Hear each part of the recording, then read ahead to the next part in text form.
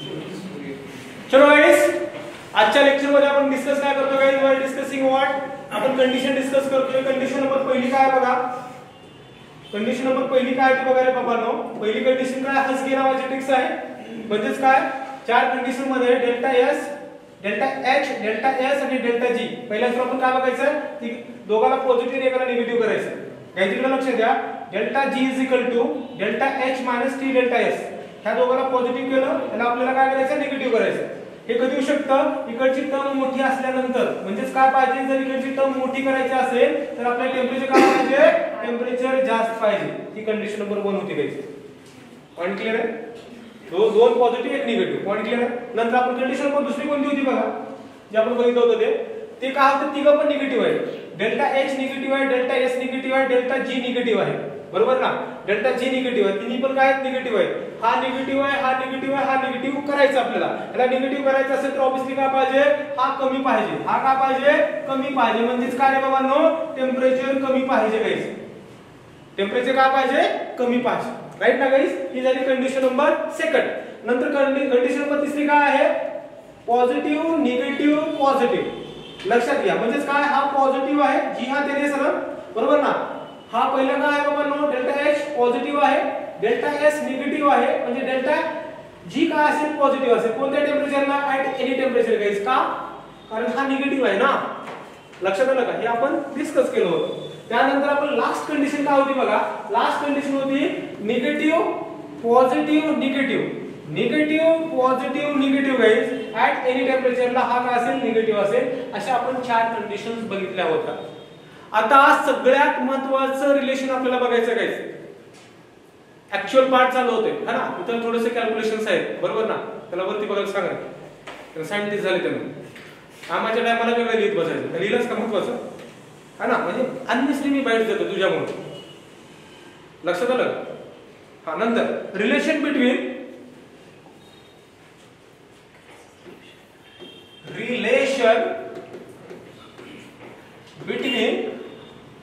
Delta G not plus and Q or K. Q or K guys. बरोबर ना? आता इथे लक्षात घ्या गाइस. एक इक्वेशन डायरेक्टली लिहितोय गिब्स एनर्जीचं. अंडरस्टँड करण्याचा प्रयत्न करा. आपण डेल्टा जी नॉट चं काढतो. त्याच्यामध्ये हे काय बघा? Delta G not means what guys? Delta G not means standard Gibbs energy. Standard Gibbs energy अशी एनर्जी असली पाहिजे तुमच्यामध्ये. Standard Gibbs energy. त्यानंतर Q काय आहे बाबांनो? Reaction coefficient. काय म्हणतात त्याला? रिएक्शन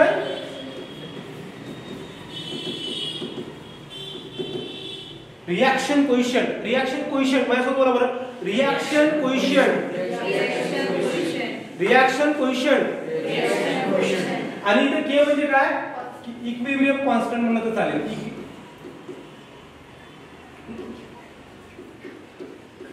इक्विलिब्रियम कॉन्स्टंट K है ना. Equilibrium constant K. बरोबर ना? K आणि Q हे सारखेच असतात गाइस. इथं रिलेशन अंडरस्टँड करण्याचा प्रयत्न करा. आपण जाऊयात पुढे. रिलेशन काढायचं आपल्याला. कुणाचं? डेल्टा जी नॉटचं आणि Q चे रिलेशन काढायचं गाइस. लक्षात इकडे लक्ष द्या. Delta G is equal to delta G not plus RT ln K और Q म्हणूयात आपण. Q म्हणूया. हे काय आहे? स्टँडर्ड इक्वेशन आहे. कुणाचं? गिब्स एनर्जीचं. काय आहे? ही काय आहे? नॉर्मल गिब्स एनर्जी आहे. ही काय आहे? डोक्यावरती नॉट आला ना. नॉट आली की म्हणायचं की स्टँडर्ड आहे. स्टँडर्ड गिब्स एनर्जी आहे. आपल्याला रिलेशन कोणाचं काढायचं? ह्याचं आणि ह्याचं काढायचं. म्हणजे आपल्याला लक्षात घ्या. आपण काल एक बघितलं होतं बघा ना. काल एक बघितलं होतं बघा. पॉइंट गाइस कोणता? इथं बघा. At equilibrium. काय म्हणलं मी? ऍट काय म्हणलं मी तुम्हाला? At equilibrium. Delta G is equal to काय असते रे? 0 असतं. Yes no. इक्विलिब्रियमला डेल्टा जी ची व्हॅल्यू किती असते? 0 असते. लक्षात येते का? म्हणजेच काय होईल रे बाबांनो? म्हणजेच असं होईल का? 0 is equal to delta G naught plus RT ln LNQ असं होईल का? Yes no? लक्षात घ्या, याला म्हणजेच काय असेल इथं delta G not is equal to काय असेल रे बाबांनो, मायनस RT LNQ असेल का? मायनस RT LNQ असेल का? Yes no? LN म्हणजे काय? लॉन म्हणतात गायच्याला. LN म्हणजे काय? लॉन म्हणतात, लॉन. लक्षात घ्या, LN बरोबर आपण बघितलं होतं डब्ल्यू मॅथ्सच्या इक्वेशन मध्ये इज इक्वल टू काय असतं 2.303 log टू द बेस 10 करू शकतो आपण. लॉनचं conversion log to the base 10 करायचं असेल तर हे कन्वर्जन असतं, बरोबर ना? तर म्हणजे इक्वेशन काय होईल बघा, delta G not is equal to minus 2.303 RT log to the base 10 काय असेल? Q असेल. आता Q च्या ठिकाणी आपण K पण लिहू शकतो. Q आणि K सारखेच असतात. Q आणि K सारखेच असतात. K बद्दल थोडी इन्फॉर्मेशन देऊ का तुम्हाला? जर तुमचं बेसिक खराब असेल तर थोडं K बद्दल एक्सप्लेनेशन देतो गाइस. K मध्ये नेमकं काय असतं और Q काय असतं? ह्याला ह्या इक्वेशनला आपण काय म्हणा? Q K करा गाइस. इथं आपण असं पण लिहू शकतो delta G not is equal to minus 2.303 RT log to the base 10 K पण लिहू शकतो. आता K म्हणजे नेमकं काय असतं ते बघा. K ला म्हणतात equilibrium constant guys. For that आता K मध्ये थोडी एक्सप्लेनेशन देतो, बेसिक आहे, बेसिक अंडरस्टँड करण्याचा प्रयत्न करा. आपल्याकडे A B gives what capital C plus capital D. एक रिएक्शन जनरल रिएक्शन आहे. जनरल रिएक्शन कोणती घेतली? A plus B formation of C plus D. A आणि B काय आहेत? हे रिएक्टंट आहेत. C आणि D काय आहेत? प्रोडक्ट आहेत. आपण काय करूयात याची मोल्स लक्षात ठेवण्याचा प्रयत्न करायचा. याचा मोल आपण A पकडूया, याचा मोल काय पकडूयात? B पकडूयात. जमत. याचा मोल काय पकडूयात? Small c पकडूयात. याचा मोल काय पकडूयात? आपण small d पकडूयात. These are the moles of what? ABCD. तर रेट का असतं बघा, रेट का असतं लक्षात घ्या. रेट इक्विलिब्रियम कॉन्स्टंट K का असतं, इक्विलिब्रियम कॉन्स्टंट K का असतं बघा, product of product divided by product of reactant. Product of product म्हणजे काय? प्रोडक्ट म्हणजे मल्टिप्लिकेशन ना. प्रोडक्ट ऑफ प्रोडक्ट म्हणजेच काय? Multiplication of product divided by multiplication of reactant आणि त्यांचा जो मोल असेल तो त्यांचा पॉवर असतो. लक्षात आलं का? म्हणजे इक्वेशन कसं असतं ते बघा. इक्वेशन काय असतं? Concentration of C into concentration of D. लक्षात येते का? Concentration of C into concentration of D divided by concentration of A into concentration of what B. लक्षात येते का? आणि ह्याच्यावरती काय लिहायचं? यांच्यावरती हे पॉवर लिहायचं. याचा पॉवर काय? C आहे, याचा पॉवर काय? D आहे, याचा पॉवर काय? E आहे, याचा पॉवर काय? B आहे. असं केल्यानंतर आपण काय काढू शकतो? K काढू शकतो. पॉइंट क्लियर आहे? K आणि Q सारखेच असतात. K आणि Q काय असतात? सारखेच असतात. डिफरन्स काय असतो? Q काय सांगतो? रिएक्शनची डायरेक्शन सांगतो आणि K काय सांगतो? डायरेक्शन सांगत नाही. हे तुम्ही इक्विलिब्रियम टॉपिक मध्ये शिकणार आहात. K आणि Q मध्ये फरक काय आहे? Q डायरेक्शन ऑफ रिएक्शन सांगतो. रिएक्शन फॉरवर्ड होते का रिएक्शन बॅकवर्ड होते त्याची इन्फॉर्मेशन कोण सांगतं? Q सांगतं guys. And this is a mathematical relation between what? Mathematical relation between what? Delta G naught and Q or K. Point clear आहे guys? यासाठी बेसिक इक्वेशन कोणतं होतं? ते होतं गाइस. क्लियर आहे? त्यानंतर पुढे जायचं है ना. डेल्टा जी चं अजून एक इक्वेशन आहे गाइस. सगळे इक्वेशन ऍटलीस्ट लक्षात ठेवण्याचा प्रयत्न करायचा है ना. लक्षात घ्या. Delta G is equal to नफे नावाची ट्रिक्स आहे. नफे लक्षात आलं का? काय आहे? नफे नावाची ट्रिक्स आहे. मायनस नफे NFE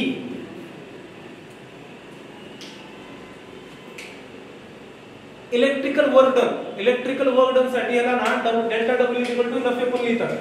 लक्षात आलं? वेगळं बघा. इथं इलेक्ट्रिकल वर्क डन काय म्हणलं हा ना. इलेक्ट्रिकल वर्क डन असो. नंतर आपण डेल्टा जी बद्दल बघूया. इलेक्ट्रिकल वर्क डन त्यावेळेस MCQ सॉल्व्ह करूया त्यावेळेस मी सांगेन. याच्यामध्ये N म्हणजे नेमकं काय आहे? Number of moles. F म्हणजे काय?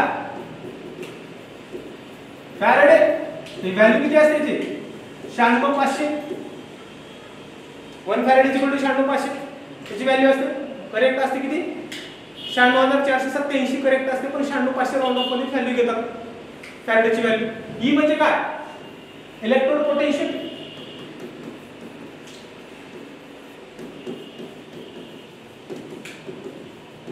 Delta G is equal to what? Minus nothing.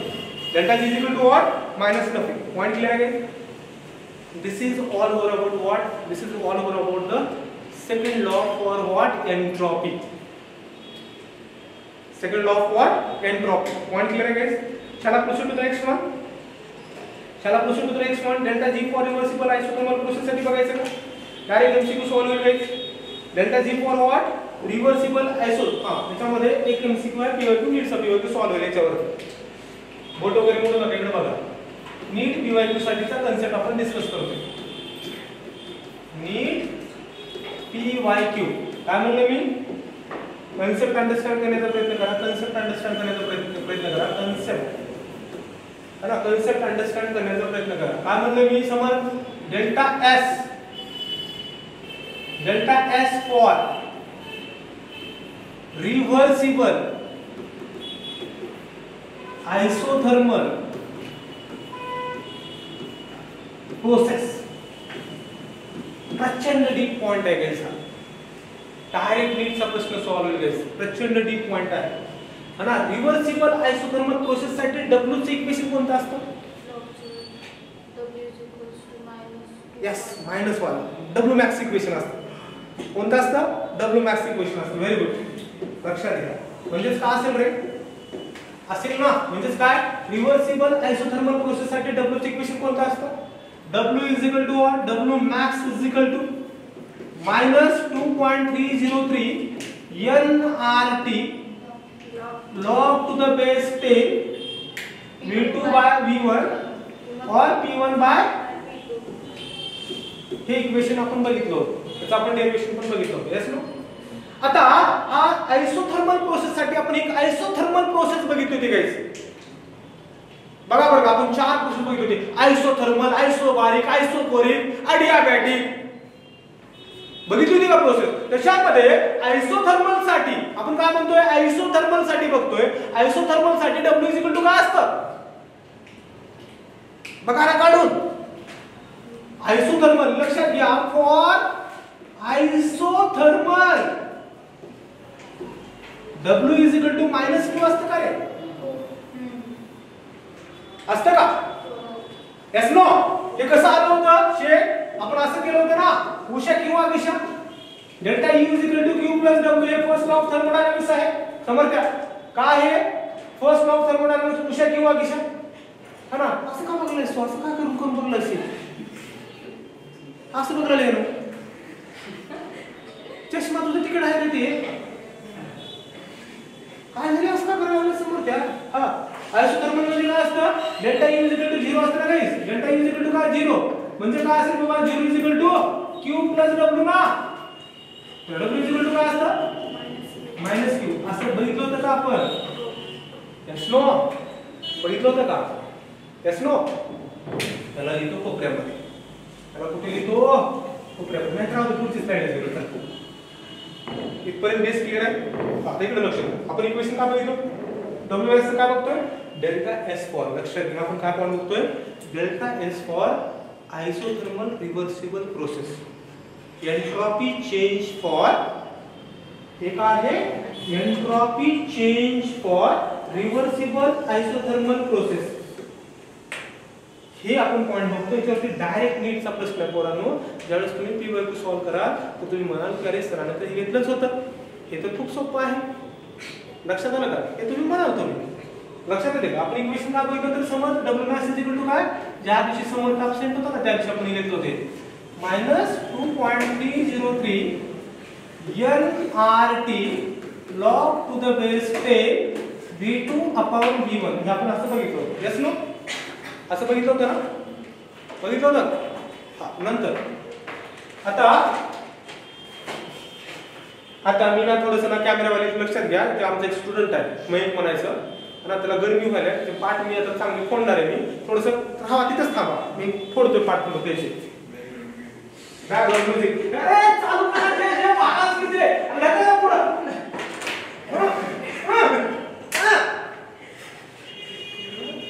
काहीच नाही. मामा तर बोलायला ना उद्या बघच. तुला गरमी व्हायला ना? गरमी सुद्धा तुझी थांब. शिकायचंच नाही ना तुम्हाला. हा ऑनलाईन वाले मी आलो इथं आता महिने 2-3 रुपये खाली आहे माझे है ना. आता मी लेक्चर कंटिन्यू करतो. सॉरी बरं ऑनलाईन वाले सॉरी. आता थोडंसं अजून करता करू नका नाही तर अजून मार्क असेल हा ना. लक्षात येते का. हा आपण हे डब्ल्यू चा इक्वेशन डब्ल्यू काय -2.303 nRT log to the base 10 v2 by v1. आता आपण आयडिया है ना काय बघतोय आपण w काय बघितलं आपण w -q बघितलं ना रे. लक्षात आलं का. q काय असेल q -w असेल पॉइंट लिहिला. हा q आपण ना q रिव्हर्सिबल ना q रिव्हर्सिबल प्रोसेस आहे ना. q रिव्हर्सिबल काय असेल -w is what plus w असेल ना. q रिव्हर्सिबल काय असेल प्लस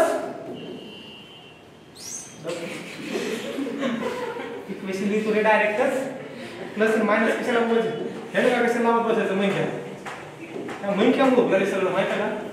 हात दुखला माझा. हा इक्वेशन आपण असं लिहू शकतो का कसं लिहू शकतो असं लिहू शकतो का q q रिवर्स हा q रिवर्स म्हणा 2.303 nRT log to the base 10 v2 by v1 लिहू शकतो का. यस नो लिहू शकतो का. म्हणजे काय झालं हे मायनस मायनस प्लस झालं. तर मी इथे फक्त ह्या मायनसच्या ठिकाणी काय लिहिलं मी प्लस लिहिलं बरोबर ना. क्लिअर आहे इथपर्यंत है ना. आता इकडे बघा बरं का. आता आपण ना एक एंट्रॉपी मध्ये एक इक्वेशन बघितलं होतं ना. Entropy change is equal to काय बघितलं होतं रे delta S is equal to Q reverse upon T बघितलं होतं का है ना. बघितलं होतं का क्यू रिवर्स अपॉन टी बघितलं होतं. अरे डेल्टा एस बरोबर काय असेल मग लक्षात घ्या. डेल्टा एस बरोबर काय असेल गाईस ह्याला काय करा डिवाइड बाय टी ने करा.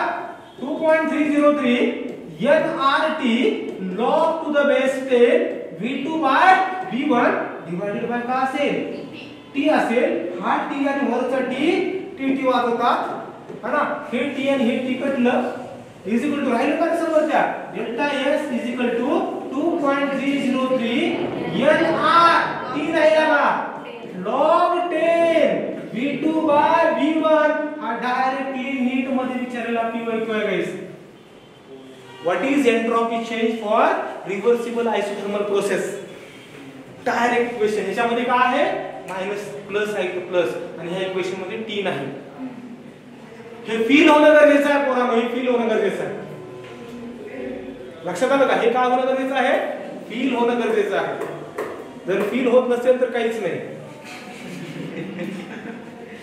ह्याला फील होते काय गरमी फील होत्या गरमी. क्लियर आहे का अडचण आली. चला proceed next last point for the this chapter is what third law of thermodynamics. काय बघायचं आपल्याला third law of thermodynamics. Heading टाका गाइस आणि त्याची सप्लंत नावाची ट्रिक्स आहे गाइस. खूप भारी ट्रिक्स आहे पोरांनो बघते है ना. अमितचे पप्पा हो अमितचे पप्पा बघा तुमचा अमित कसा झोप लागायचे. अमितचा चेहरा दाखवतो तुम्हाला. हो अमितचे पप्पा बघा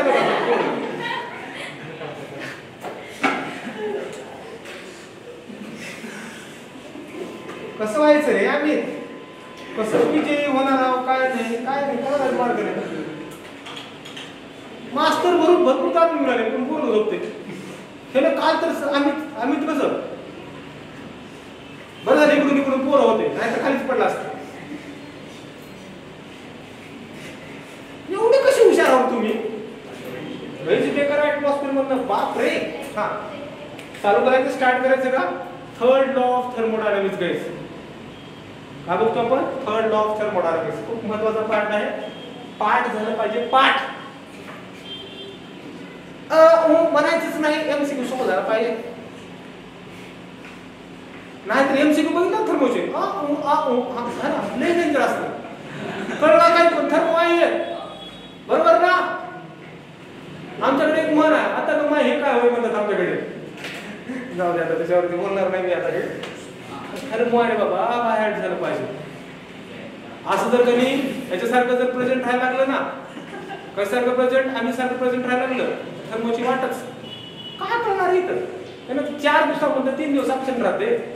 त्यांना रक्षाबंधनला 3 दिवस घातलं आणि ह्या पप्पाला माहितच नाही की पप्पाला असं वाटतं की लेक्चर करायला काय की मला ह्याच्या पप्पाचा रात्री हे की आम्ही व्यवस्थित लेक्चर करतोय का.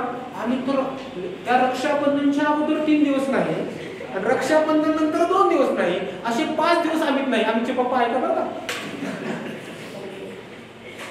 आणि पोरग काय करायचं जेही करायचं. हा लक्षात घ्या आपण ना थर्ड लॉ ऑफ थर्मोडायनामिक्स काय म्हणतो आपण थर्ड लॉ ऑफ थर्मोडायनामिक्स.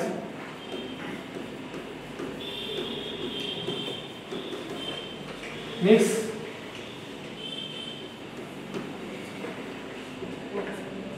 प्रचंड भारी फक्त कंटेंट आहे का प्रचंड भारी कंटेंट होणार आहे ना गाइस. लक्षात घ्या प्रोसेस करायचं third law of thermodynamics guys है ना. आपल्याला थर्ड लॉ ऑफ थर्मोडायनामिक्स नेमकं म्हणले काय सांगतो रे गाइस. लक्षात घ्या थोडंसं है ना. स्टोरी सांगतो त्याच्यानंतर थोडासा आपण थर्ड लॉ ऑफ थर्मोडायनामिक्स त्याच्यानंतर ट्रिक्स सांगतो बरोबर ना.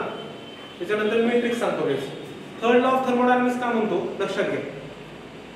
याची फ्लो डायग्राम बघूया. प्युअर अँड क्रिस्टलाइन सॉलिड तुमचा है ना सॉलिड स्टेट झाला असेल ना क्रिस्टलाइन सॉलिड है ना. प्युअर अँड क्रिस्टलाइन सॉलिड हे तुमचं ना crystalline of solid solid state मध्ये तुम्ही शिकला असाल है ना गाइस. एक महिना तुम्ही शिकला असाल सॉलिड स्टेट है ना. हा प्युअर अँड क्रिस्टलाइन सॉलिड मध्ये अरेंजमेंट कशी असते सिमेट्रिकल अरेंजमेंट असते है ना. क्रिस्टलाइन सॉलिड मध्ये कशी असते अरेंजमेंट सिमेट्रिकल असते शिस्तीत असतात ते सॉलिड कसे असतात शिस्तीमध्ये असतात शिस्त असते खूप. त्या शिस्त म्हणजे प्युअर म्हणजे काय त्याच्यामध्ये इम्प्युरिटी नाहीतच ना. लक्षात आलं का. प्युअर आणि क्रिस्टलाइन म्हणजे काय एक तर प्युअर त्यातल्या त्यात क्रिस्टलाइन म्हणजे कसं त्याच्यामध्ये अजिबात इम्प्युरिटी नाही. म्हणजे सगळे पार्टिकल कसे आहेत एकदम लाईन न बसलेले आहेत असे एकदम ना लाईन न बसलेले आहेत म्हणजे त्यांचे ते अजिबात त्याच्यामध्ये काय नाहीये बेसिस्त नाहीये चुळबुळ करत नाही. सेम तुमच्यासारखं कॉन्स्टंट बसले नाही क्लास सोडलं तर बाकी सगळं तुमच्यासारखे ना कॉन्स्टंट बसले. आम्ही पण एकदम शांत बसलोय हा ना असे आहे. पण अजून काय थोडीफार चुळबुळ चालू आहे. अजून पोरांची काय चालू आहे चुळबुळ चालू आहे.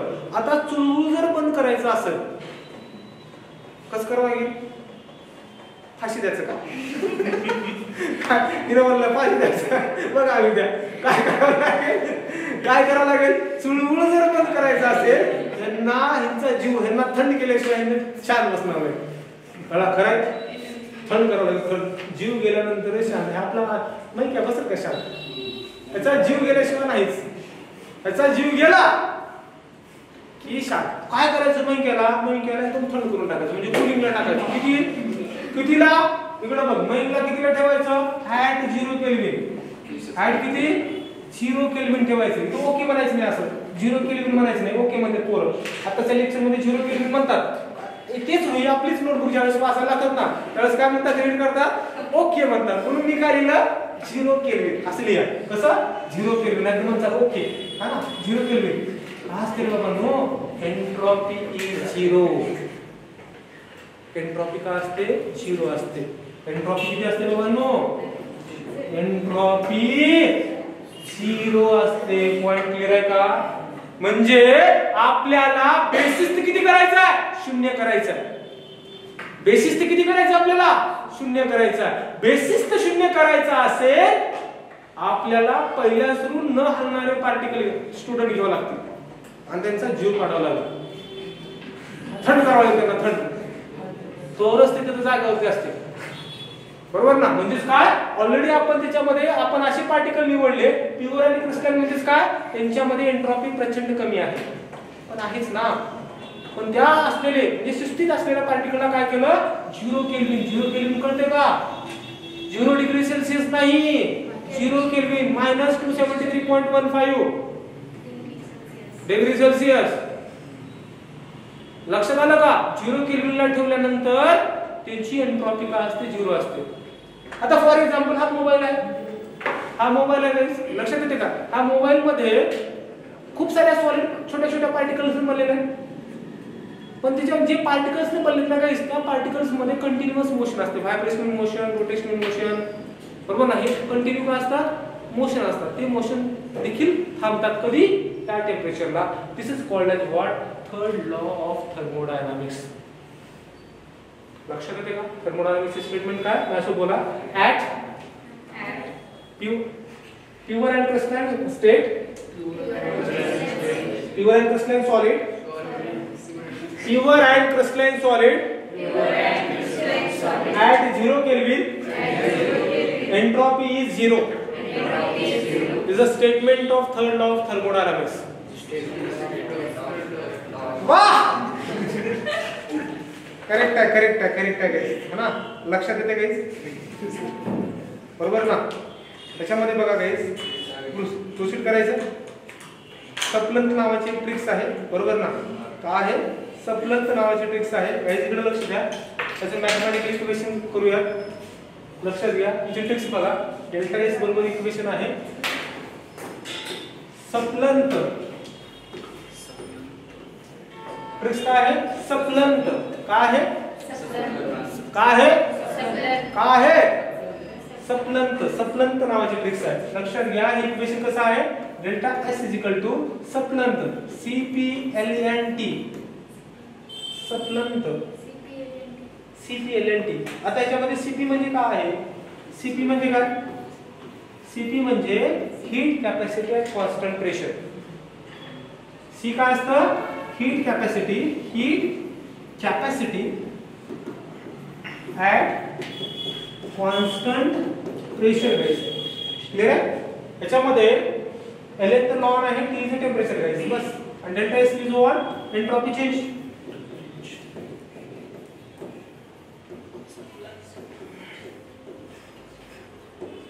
क्लियर आहे ना. सप्लंत is a mathematical equation of what guys? हे आहे, बरोबर ना गाइस. लक्षात येते का? हो नो. ह्याला आपण असं पण लिहू शकतो का गाइस? ह्या इक्वेशन आपण असं लिहू शकतो का? लक्षात घ्या बरोबर. आपण ह्या फॉर्मॅट मध्ये लिहू शकतो, लॉग टू द बेस 10 च्या फॉर्मॅट मध्ये लिहू शकतो का? Delta S is equal to काय लिहू शकतो आपण? 2.303, है ना, इज इक्वल टू पहिला तुम्ही CP लिहा, log to the base 10T असं लिहू शकतो का? Yes no. लॉग हा लॉगच्या बेस मध्ये आहे, log to the base E. Clear आहे guys? Yes no. This is all for about what guys? This is the third law of thermodynamics and this is the content. फक्त ह्या topic मध्ये आपला part बाकी काय राहतो? तो राहतो कोणता? Heat capacity. प्रचंड महत्त्वाचा पार्ट आहे. हीट कॅपॅसिटी झाल्यानंतर हा टॉपिक है ना एंड होऊन जातो. आपल्याला याचे उद्या आपल्याला MCQ सॉल्व करायचे. पहिल्यांदा तो दिलेल्या क्वेश्चन जे आहेत ना, क्वेश्चन्स मध्ये ज्यांना लिहिणं पॉसिबल नाही त्यांनी झेरॉक्स मारा. काय करायचं करा. 25 प्रश्न लिहून आणायचा. उद्या 25 क्वेश्चन आपल्याला MCQ उद्या सॉल्व करून मी देणार आहे क्लासमध्ये. त्यासाठी तुमच्या नोटबुक मध्ये ते MCQ पाहिजे. ठीक आहे गाइस?